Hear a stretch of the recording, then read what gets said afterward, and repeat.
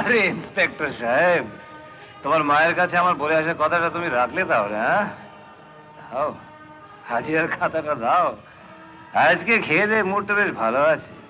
দাও, সই করে দি। থানার হাজিরা খাতা নয়, যমরাজের হাজিরা খাতায় তোমার নাম লেখা পড়ে আছে। আরে এখান থেকে আমি স্পষ্ট দেখতে পাচ্ছি ওই খাতায় আজকের দিনে একটা নাম কম রয়েছে।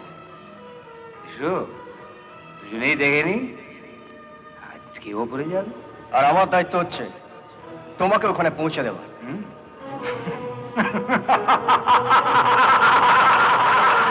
আজকাল তাহলে পুলিশ অফিসাররা দায়িত্ব পালন করতে শুরু করেছে।